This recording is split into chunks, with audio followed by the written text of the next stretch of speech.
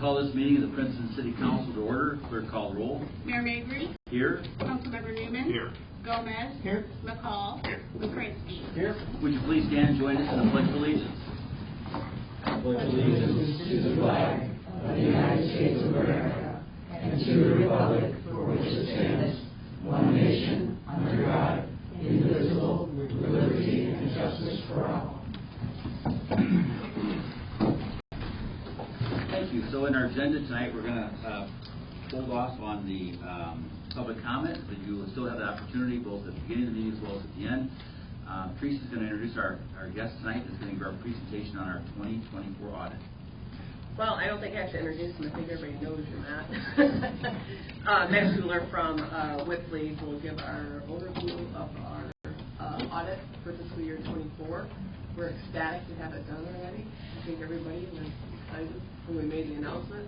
So, go ahead. Everybody does have appearances of So I do have a copy. I think everyone should have a copy. I'll try to control with the power with the pointer. But yeah, just I'm Matt Sheeler, partner with Whitley. Very, very happy to be here in September presenting the audit. Just to make you guys aware, the city did a great job of being ready for the audit. The result is we're here in September. Everything should be filed on time. I'll double check to make sure that the electronic copies are to Okay. you. So anyway, just to go over a few highlights. I know the audit is a big book, so just going to go over some of the key highlights. First, the independent auditor's report on your financial statements. We issued a clean, unmodified opinion. Again, I'll stress the opinion date is in September, which is a really good feeling, I know, for all of us. It's great. We also have to issue an opinion on the city's internal controls. That's in compliance with government auditing standards. We do have one improper segregation of duties finding with the library. That was there last year. It's here again this year. Very small in how they operate. The last opinion we have to give is also the opinion on the TIF compliance. Again, kind of a double-edged sword. Late audit, so you had a late filing for the TIF. That shouldn't be a problem this year. Turn to the next page. Again, a few things to note. All of the city's cash and deposits were covered either by FDIC or pledged collateral. That just means that all your deposits are safe and secure. The city has various pension liabilities. The liability did decline to about $16.8 million this year for all the plans. Very good investment return year for those plans. Had investment returns of about $9.7 million. Overall, there's about $95 million of assets that are being held to pay those liabilities. Some of them are at IMRF. Some are invested for your police and fire pension as well. So very, very nice return on those assets. As far as the long-term debt goes, the city did pay down about $2.8 million of principal on the debt.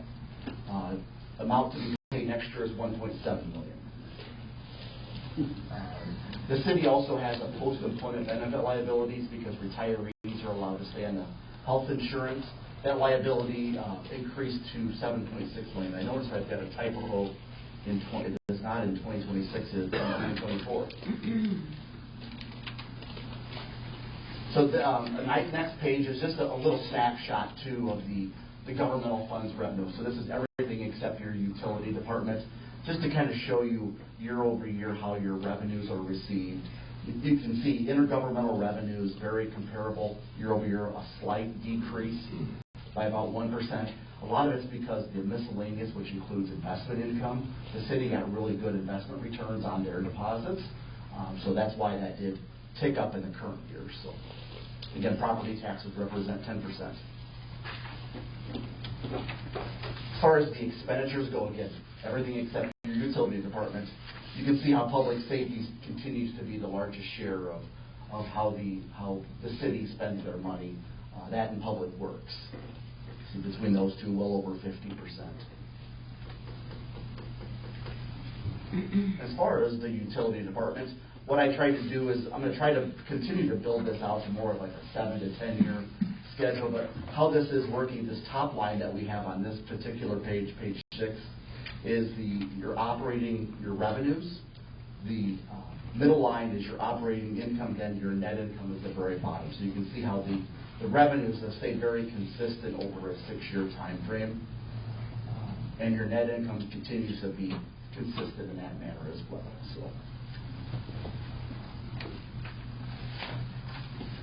So those pension liabilities. First is the IMRF pension plan. This is on page 7. You can see that this plan is funded at 96.76%. At the end of the year, it was 91.5% last year. So it does continue to be a very well-funded plan for the city. The police pension, that did have a nice increase from 58% to 63% the current year. You can see again over a 5-year time frame how that's been funded. Last is the fire pension plan. You can see that's at nearly 56% compared to nearly 52% last year. So good returns there on those plans as well. That is a real quick snapshot of the audit. I'll ask, are there questions or anything you would like me to answer? If not, feel free to reach out to Teresa and direct any questions that you have to me. I appreciate it, Tim. Thank you. Any questions, City Council? I mean, our police and fire pensions are in the 50s and 60s. Is that okay? I mean, is that a safe percentage of it? Well, I do know there's some statutory rules out there that say you have to get it up to 90%, I believe, by 2040. Oh, okay. I've seen some city issue bonds because rates are good and they can invest more. I've seen some of them do that to fund their pensions. But it's no immediate concern. No immediate concern. Just keep plugging away. Keep plugging away, yep. Good investment returns, that's always a good thing to have. Thank you. Good question, Jerry. Anybody else with questions? And then the full audit, we'll get like there it is. Holy Right smokes. here. Wow. Okay. We have 2 copies downstairs, but we'll get the electronic ones. I'll want the electronic. Yep, I will Correct make me sure why. you have that tomorrow. I thought we had sent it, but You may have. I can go back and double check too, but. thank you. Thank you, Matt. Appreciate it. So for those in the audience, our fiscal year starts May 1st, and so the books get closed out April 30th, whatever it might be, the previous year. So to have this audit done May, June, July, August, and it's at my mailbox for 10 days, and I appreciate you guys hadn't signed it. So Janet nicely reminded me that, hey, if the guy kicks butt, gets it done in 4 months, you better get that signed there, and so I appreciate that. So Matt, if you want to sneak out here, go for it. We'd love to have you stick around, but otherwise you can go back home and enjoy your evening. You don't want to be rude, but right? He doesn't need to stick around. You didn't have to be coaxed on that one. Okay, very good. Now we're going to go to the public comment period, and public comments at the beginning of the meeting as well as at the end. We'd ask that you limit your comments to 3 minutes, but certainly we'd like to have you speak to the council if anyone would like to speak. If not, you'll have a chance at the end of the meeting. Okay, now we're going to go ahead and approve the minutes from the other council meeting from September 3rd. I move that we approve the minutes from our regular council meeting on September 3rd, 2024. Second. We have a motion and second. Any questions or comments about these minutes? Clerk, call roll. Councilmember Newman. Aye. Gomez. Aye. McCall. Aye. McCransky. Aye. And Mayor Ridley. Aye, thank you. Now we'll go for the approval of the invoices with City Clerk Janet Henning. In the Department of Accounts and Finances, we have $165,067.19.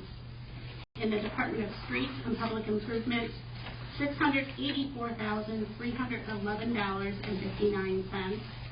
In the Department of Public Safety, $242,380.17. And in the Department of Public Property and Utilities, $974,748.38, with a grand total of $2,066,507.33. Mayor, all council members present have confirmed their reviews of all invoices and are now submitted for disposition. I move that we approve the invoices as presented. Second. We have a motion and second. Any questions or comments from the council concerning the invoices? Seeing none, clerk, call roll. Councilmember Newman. Aye. Gomez. Aye. McCall. Aye. McCransky. Aye. And Mayor Mabry. Aye. Thank you, City Clerk Janet Henning. And now we go on to City Manager Teresa Whitnow with the report for the City Manager. I don't have any items specifically under there, but of course I gotta say something. So, there are bad news. We're gonna have a special meeting of the council on September 23rd at 5 p.m. We have a grant that we're actually applying for that has a deadline of the end of this month. So we need to pass a resolution, and the resolution wasn't ready to be put on for today's agenda. So it'll be a resolution of financial commitment, which will be a 20% match for an Illinois ITEP grant, which is an Illinois Transportation Enhancement Program. This is building off of a grant that was submitted, I'm going to say six years ago, extending sidewalk out towards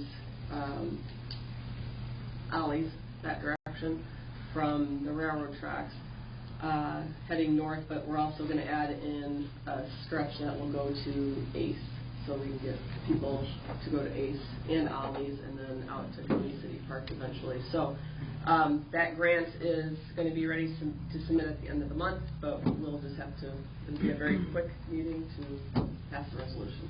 So. Very good. Anything else, Teresa? Nope. Sometimes we call that stretch of sidewalks a missing link. So if you were to get on a bicycle or walk, you get across the railroad tracks, you're heading north, and you go past Princeton Motors, you go past the other various businesses, and you get out to what we call Beck's North. At that intersection, the sidewalk stops, and then the sidewalk magically starts up again out in front of Subway. But we have a missing link there that we are trying to fill. We've been trying to fill that for a few years. It's kind of an expensive link. In the past, we've gotten estimates of $400,000 to $1 million. Yeah, there you go. We could trolley people out there at that number. But anyway, so the goal is to work on that missing link, and we sure appreciate the effort. And I believe Michael Zering's been working on that. We appreciate the Bike Pedestrian Committee. And the Bicycle Pedestrian Committee. We appreciate that. Very good. Okay, so the mayor's report. I'm going to step down to the microphone here, and we're going to discuss a few things.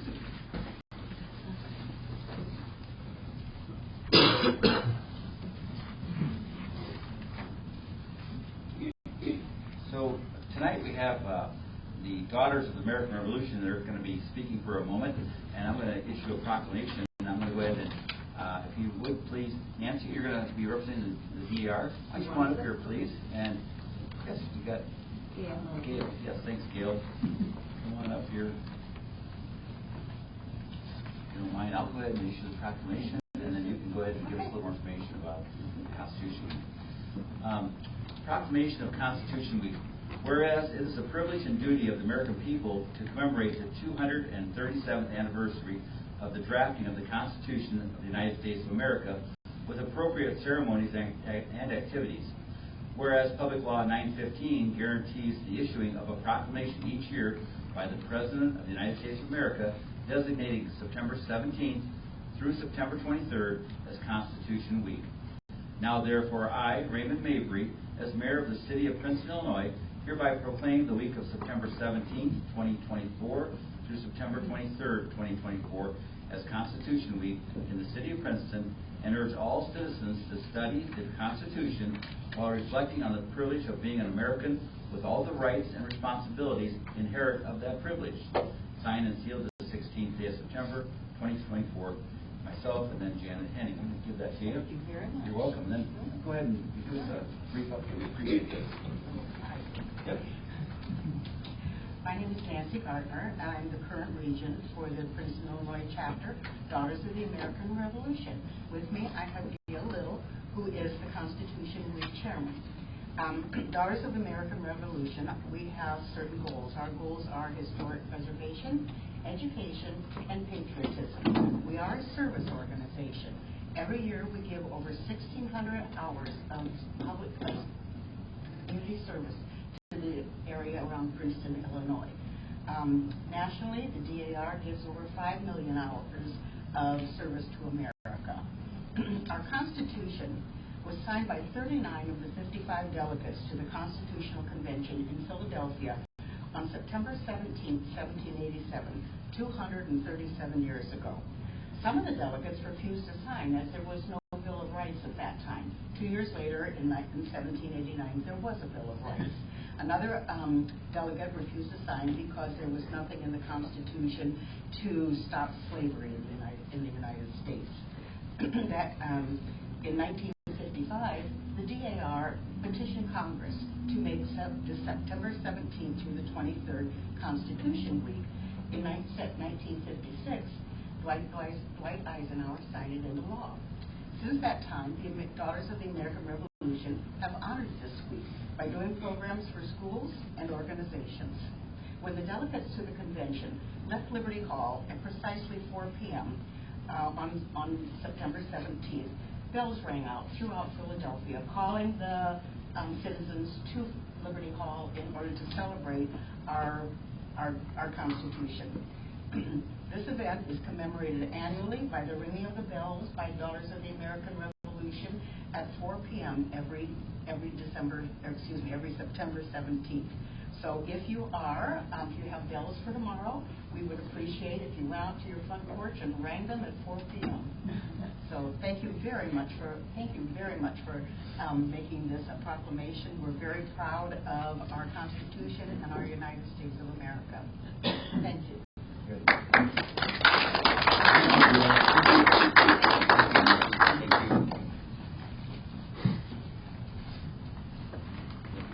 good. Thank you very much for that presentation. Patriotism is something that we all work at doing in the sense that it shouldn't be a chore, but we want to be patriotic. We want to show our patriotism in a world that and in a country where sometimes it's a little bit topsy-turvy at times. So we appreciate the Daughters of the American Revolution being here tonight and presenting the program. We appreciate that. A couple of things as mayor. We have the opportunity to get letters in the mail, and I told Janet Henning earlier I was getting ready to open a letter, and I said, I already know what this is about, and she laughed because I was correct on it, and it was an issue we were going to work on, but this is a good letter. So I got a letter from Lucille Muzzy Kahn.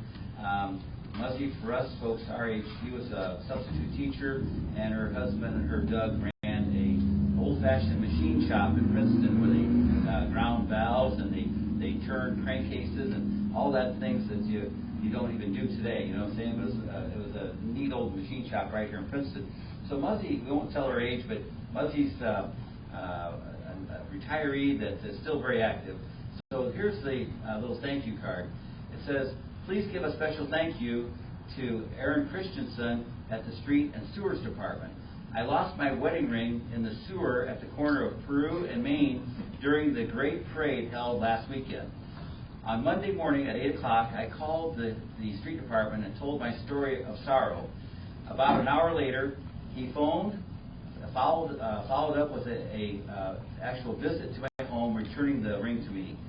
How wonderful can that be? Thank you, Aaron Christensen and the street department for all you do. Sincerely, Lucille Muzzy Kahn.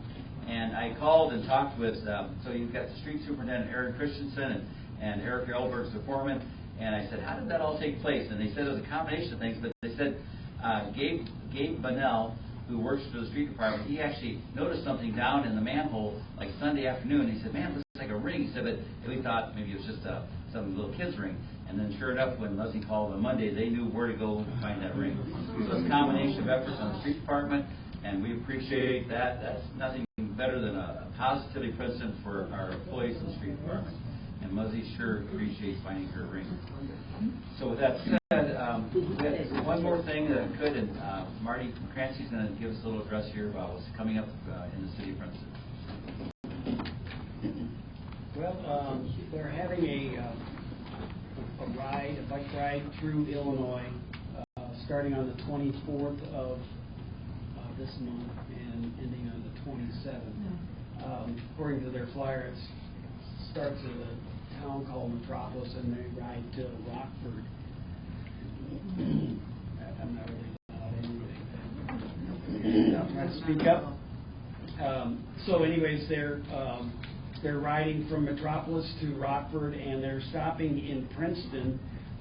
They're going to be stopping on the 27th of Princeton. That's a Friday, and they're going to have dinner, and then they're going to be staying overnight at Princeton High School. So they are going to have dinner at the Moose Lodge, which has already been arranged, and then they get to stay at Princeton High School overnight, and then they continue their journey on to Rockford.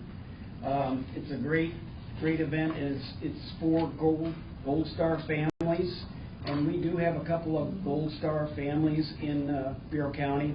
I'm only familiar with one of them. I see cards from others, but the Heitmans, Thomas J. Heitman, he was a captain in the Army. He's a Gold Star. He died in a helicopter crash, and so I've gotten to know the Heitmans because they went to St. Bede and they built the track there. So I've gotten to know the Heitmans. They're wonderful people. So it's an event for the Gold Star families. So if you can, it's an invitation only, I believe, but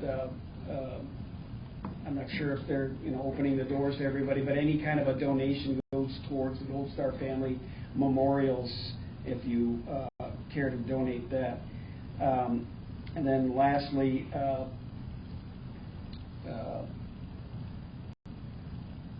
they were just going to continue on the ride after they get done the next day on the 27th. They're going to continue on to Rockford from there. So it's quite the event. One last thing was that the national proclamation for Gold Star Family Days is the last Sunday of September. So it has been going on since 1936, so it's not a new thing for Gold Star families. And so that the proclamation this year is the 29th of September. So that is a national proclamation, and I talked with one of the people that is organizing this, Eric Murray, and he said that's the official proclamation day. So if you have any other questions after the meeting, if you wanted to ask anything else, but it's a wonderful event, and I'm looking forward to the dinner. Yeah, we're day number 4. They start, like I said, down in Metropolis, and they ride about 75 to 100 miles each day, and they'll end up coming to Princeton and come in about 5 o'clock in the afternoon, get a quick shower at the high school, and then go out to the Moose Lodge for supper. And they're going to have a presentation out there at a program, since that's their last night on the road, so to speak. So, with that said, I think we're caught up. I just want to tell everybody that Homestead Weekend was just tremendous. This is our first council meeting since Homestead Weekend, and we commend all of the city employees. We commend our chamber director, Jenica, working with our tourism director, Victoria Jepson. So you ladies did a great job. I know that the 4, I call them 4 lead couples that you have, that they really put a lot of hours in. We don't want to downplay as far as trying to get people that want to take this on someday, being that, but it's a full-time job for, I believe it's a 3-year rotation to be on that, but they're busy serving beer and doing all sorts of activities of selling tickets, 50-50 tickets, and their days just go on and on and on, as we know. So, tremendous weather, tremendous turnout. The car show folks had the best they'd ever done was 202 entries, and they had 247. So it kind of shows how things have ticked up in a positive way. So again, well done to all the people that volunteer. A lot of people behind the scenes that don't get credit. We just want to say thank you to everyone. So thank you.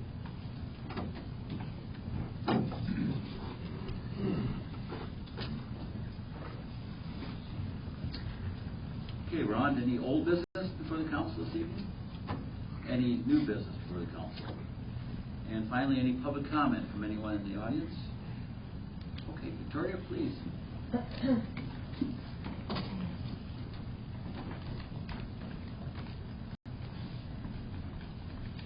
Hi, everybody. I just wanted to share some October events to put on your radar for some fun things coming up. We're celebrating Oktoberfest on October 5th with country artist May Estes, but for those diehard polka fans out there, we'll be playing polka music throughout the event. May Estes closes out our street concert series, and she's a wonderful gal with like a really down-to-earth group of people that manage her, so I'm really looking forward to hosting them in town. And speaking of bikes, our bike commission always kicks off the event at 3 p.m. with the Lederhosen bike ride. we had a good turnout last year, and I'm hoping we'll get some more families involved with that as well. We're also working with the chamber. They're going to help us bring some fun for the families to enjoy. We'll have paint your own pottery. What else? Lots of food trucks are coming this time around, and we're going to be bringing in some local artisan vendors as well. And then the next weekend, October 11th and 12th, not only is the Shadows of the Blue and Gray weekend, but our biggest shopping event of the year, which is Night Out, hosted by the Princeton Chamber. We're introducing a new event to Princeton this year. The Bureau County Fair, Princeton Tourism, and the Princeton Chamber are bringing the Monster Mash Balloon Bash.